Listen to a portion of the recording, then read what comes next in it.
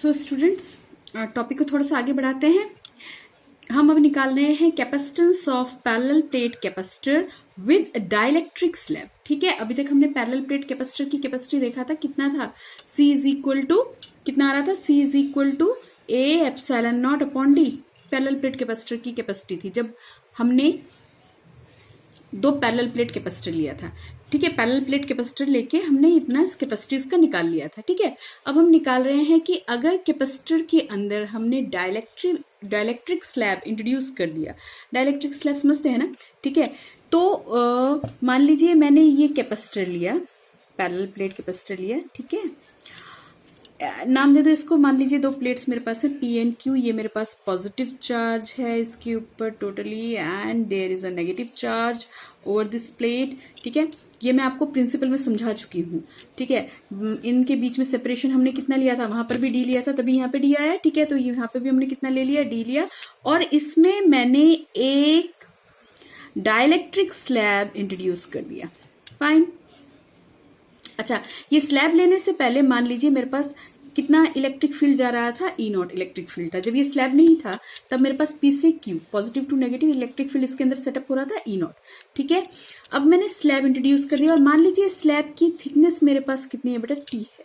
ठीक है, अब क्योंकि डाइलेक्ट्रिक स्लैब है बेटा, ठीक है, कांच का टुकड़ा ले सकते हो, ठीक है, प्लास्टिक ले सकते हो, तो हमने एक डाइलेक्ट्रिक ले लिया। तो हमें पता है बेटा डाइलेक्ट्रिक्स में हमारे पास जो इलेक्ट्रॉन्स होते हैं they are not free, they are in bound form.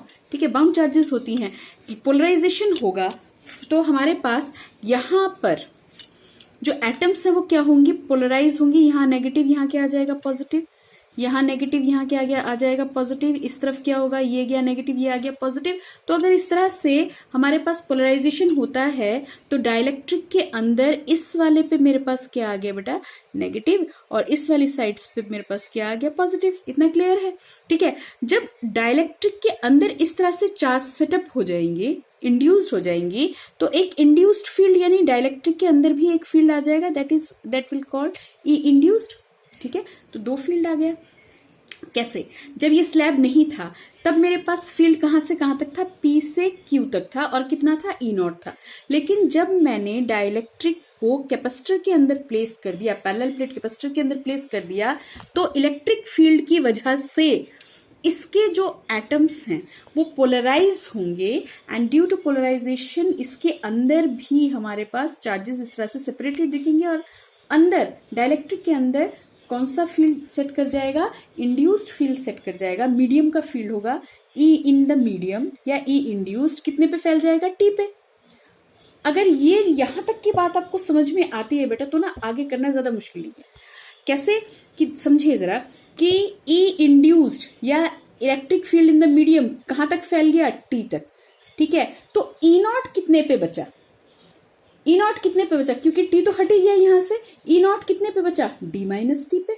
ठीक है, और जब भी हम कैपेसिटेंस निकालते हैं तो मैं हमेशा आपसे कहती हूँ कि बेटा किसी भी शेप का कैपेसिटर हो आपके पास, आप उसकी कैपेसिटी 3 स्टेप में निकाल सकते हो। पहला ही क्या निकाल दो, V। ठीक है, तो हम यहाँ पे सबसे पहले क्या निकालने की कोशिश कर रहे हैं बेटा, V निकालने की कोशिश कर रहे हैं। V निकालिए, V इज इक्वल टू कितना हो जाएगा, V1 प्लस V2। दो जगह क्यों, क्योंकि दो जगह इलेक्ट्रिक फील्ड है भाई हमारे पास। ठीक है, मेक इट इक्वेशन 1। ठीक है, अब पहले V1 निकालते हैं बेटा। ठीक है, V1 निकालते हैं तो बेटा जी एक काम कीजिए, V1 यानी E0 की बात कर रही हूं, आप इसको भी E इंड्यूस्ड को भी ले सकते हो, कोई इशू नहीं है। मैं पहले इसको क्लियर करना चाह रही हूँ।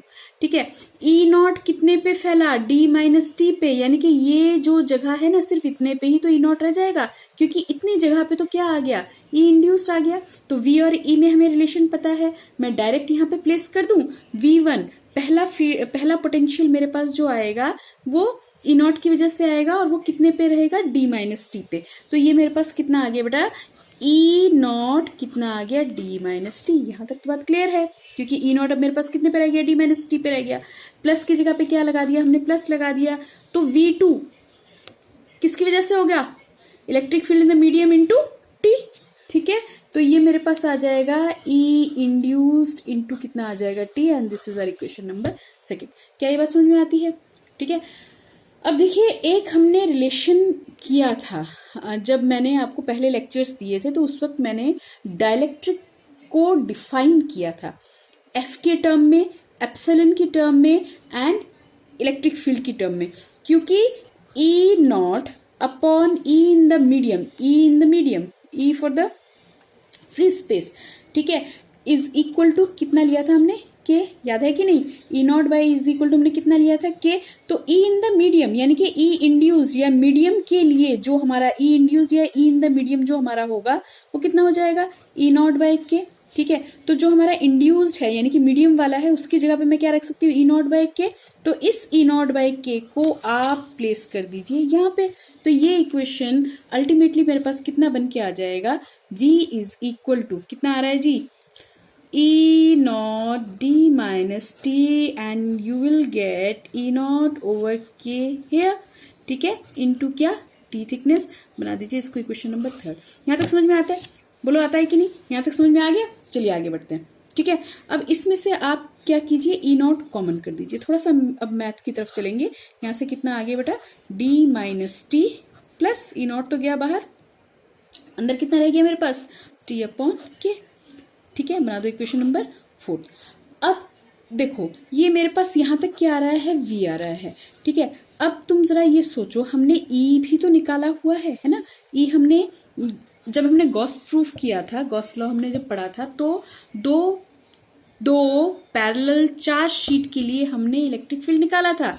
कितना आ रहा था, सिग्मा अपॉन एप्सिलॉन नॉट आ रहा था कि नहीं। अब एक चीज और, अब ये जो सिग्मा है this is surface charge density. Surface charge density हमने डिफाइन किया हुआ है, कितना डिफाइन किया हुआ है, Q अपॉन ए, ठीक है।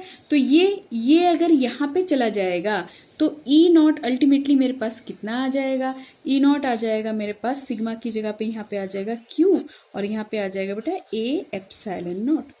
समझ में आया, ठीक है। बना दीजिए इसको इक्वेशन नंबर 5। अब ये जो E नॉट आया पुट कर दो कहाँ पे, 4th वाले में, ठीक है। तो कितना आ जाएगा, V उस केस में कितना आ जाएगा, V is equal to E not की जगह पे तुम्हारे पास आ जाएगा Q upon A epsilon not, ठीक है। और यहाँ क्या आ रहा है मेरे पास, d minus T with in the brackets plus t upon k bracket close and this will our equation number 6। क्या ये बात समझ में आई, ठीक है। अब अगर ये समझ में आ गया, अब क्या दिक्कत है, अब तो दिक्कत है ही नहीं, अब तो v मेरे पास निकल गया। अब मैं सीधा क्या लिखूंगी यहाँ पे, मेरे पास आ जाएगा c by definition, c is equal to q by v, ठीक है। q की जगह q रहने दो, v की जगह पे तुम्हारे पास कितना आएगा, v की जगह पे आएगा q a एप्सिलॉन नॉट ना, कहाँ चला जाएगा बेटा, ये चला जाएगा आपके पास ऊपर a एप्सिलॉन नॉट। तो नीचे मेरे पास क्या रह जाएगा, नीचे रह जाएगा d minus T plus t by K. Fine, यहां तक समझ में आया। क्या बना इक्वेशन नंबर 7। अब देखिए Q से क्या चला गया, Q चला गया, तो मेरे पास C कितना आ गया, C मेरे पास आ गया A epsilon not D minus T plus T by K, ठीक है। तो ये मेरे पास क्या आ गया, ये मेरे पास कैपेसिटर, वो कैपेसिटर जिसमें हमने डाइलेक्ट्रिक इंट्रोड्यूस किया है उसकी कैपेसिटी। इसमें जरा सा ना स्पेशल केस कर लो, मान लो कि if D is equal to T, अगर D T के बराबर होता, कहने का मतलब ये कि ये मेरे पास ना कंप्लीटली फिल्ड होता है, यहां से यहां तक पूरा फिल्ड हो जाता है, D और T बराबर हो जाते। बट D और T अगर बराबर हो जाते तो ये इक्वेशन मेरे पास कैसा बन जाता, ये इक्वेशन मेरे पास बन जाता, देखिए कंपेयर करते हैं कितना आएगा, C is equal to A epsilon not और D माइनस टी, ये तो 0 हो गया, प्लस यहाँ पे मेरे पास कितना आता, D बाई के कहाँ चला जाता, ऊपर, ठीक है। तो ये देखो अगर तुम कंपेयर करते हो, नया जो तुम्हारा कैपेसिटेंस आया इसको अगर मैं C डैश नाम कर दूं तो ये मेरे पास क्या आ जाएगा, C, ठीक है ना। तो मेरे पास C कितना हो जाएगा बेटा, यहीं से देख लेते हैं, C इज इक्वल टू कितना हो जाएगा, C dash is equal to K into C। कहने का मतलब ये, अगर 1 मार्क क्वेश्चन में आपसे पूछा जाता है कि कैपेसिटर की कैपेसिटी कितनी होगी अगर उसमें हमने डाइलेक्ट्रिक मान लो 5 का रख दिया हो, ठीक है, या 80 का रख दिया हो, तो बेटा कैपेसिटर की कैपेसिटी इंक्रीज कर जाएगी बाय 5, ठीक है। या अगर आपको के कितना दिया है 80 का, यानी हमारे पास कैपेसिटर की कैपेसिटी क्या होती है, इंक्रीज होती है कब, जब हम क्या करते हैं उसमें डाइलेक्ट्रिक इंट्रोड्यूस कर देते हैं। ठीक है, इसके बाद हम करेंगे कंडक्टिंग स्लैब का। बेटा कंडक्टिंग स्लैब का थोड़ा सा मैं आइडिया देती हूँ, आप कीजिए। हाँ, उसके बाद तो फिर हम इसकी लेक्चर लेंगे ही। अब अगर मान लीजिए मैंने यहाँ पे अगर कोई कंडक्टिंग स्लैब रखा हुआ होता तो बेटा चार्जेस कहाँ आते, बाहर आ जाते, है ना, इसके सरफेस पे आते। ये हमने पढ़ा हुआ है कि इलेक्ट्रिक फील्ड में अगर हमने कोई कंडक्टिंग मटेरियल रख दिया तो उसके चार्जेस अंदर नहीं रहेंगे, अंदर इलेक्ट्रिक फील्ड कितना हो जाएगा, 0। चार्जेस कहाँ पे आएंगी, यहाँ पे आएंगी। ठीक है, तो कहाँ चेंज आ जाएगा, चेंज सिर्फ यहाँ पे आएगा। अगर ये चेंज आपको समझ में आ गया तो आगे का करना बड़ा इजी है। ठीक है, टेक इट ट्राई। ठीक है, इसके बाद में करेंगे।